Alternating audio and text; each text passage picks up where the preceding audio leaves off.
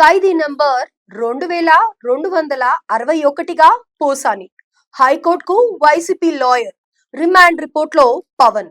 ఏపీలో గత వైసీపీ ప్రభుత్వంలో కూటమి పార్టీల నేతలైన చంద్రబాబు, పవన్ కళ్యాణ్ పై అనుచిత వ్యాఖ్యలు చేసిన వ్యవహారంలో పోలీసులు అరెస్ట్ చేసిన వైసీపీ నేత పోసాని కృష్ణమురళిని కోర్టులో హాజరు పరిచాక ఇవాళ రాజంపేట సబ్ జైల్ కు తరలించారు.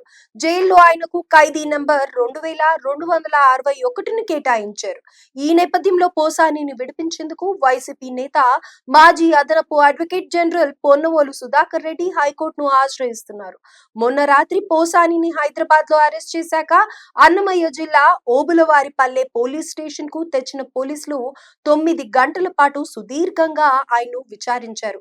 అనంతరం రాత్రి 9:30 గంటలకు railway Koduru junior civil judge కోర్టులో పోసానిని పోలీసులు హాజరుపరిచారు. దీంతో రైల్వే కోడూరు కోర్టు 14 రోజుల రిమాండ్ విధించింది. ఇవాళ తెల్లవారుజాము 5 గంటల వరకు సుదీర్ఘంగా వాదనలు కొనసాగాక పోసానిని 2 వారాల పాటు రిమాండ్ పై రాజంపేట సబ్ జైల్ కు తరలించారు. పోసాని తరఫున రైల్వే కోడూరు కోర్టులో వాదనలు వినిపించిన పొన్నవోలు సుధాకర్ రెడ్డి ఆయనకు ఊరట మాత్రం ఇప్పించలేకపోయారు. బిఎన్ఎస్ చట్టం ప్రకారం పోసానికి 41A నోటీసులు ఇచ్చి బెయిల్ ఇవ్వాలని పొన్నవోలు కోర్టును కోరిన న్యాయమూర్తి అంగీకరించలేదు. వర్గ వైషమ్యాల రెచ్చగొట్టేలా వ్యాఖ్యలు చేసినందుకు పోసానికి రిమాండ్ విధించాలంటూ పోలీసులు చేసిన వాదనను జడ్జ్ అంగీకరించారు. దీంతో పోసానికి 2 వారాలు రిమాండ్ విధించారు. దీనిపై స్పందించిన పొన్నవోలు హైకోర్టును ఆశ్రయించనున్నట్లు వెల్లడించారు. మరోవైపు పోసాని రిమాండ్ రిపోర్ట్ లో పోలీసులు పలు కీలక అంశాలు పేర్కొన్నారు. ప్రముఖ నటుడి కుటుంబాన్ని అవమానించేలా మాట్లాడారని, ఆయన భార్యపై అత్యంత అభ్యంతరకర వ్యాఖ్యలు చేశారని తెలిపారు.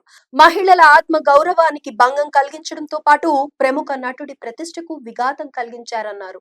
ఉప ముఖ్యమంత్రి పవన్ కళ్యాణ్ వ్యక్తిగత జీవితంపై దారుణమైన రీతిలో వ్యాఖ్యలు చేశారని తెలిపారు.